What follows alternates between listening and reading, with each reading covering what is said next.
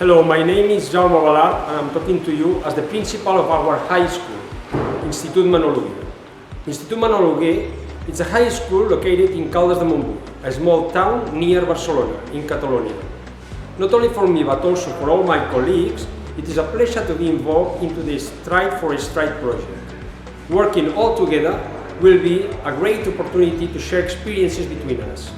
It will also be a really exciting way to enhance our way of working in vocational training, at the same time improving our industrial and business neighborhood needs with new educational answers. We began to teach vocational training in our school long time ago. From then, almost 15 years later, we are still teaching vocational training in several fields such as administration, mechanics and thermalism, with students from 16 years old and beyond.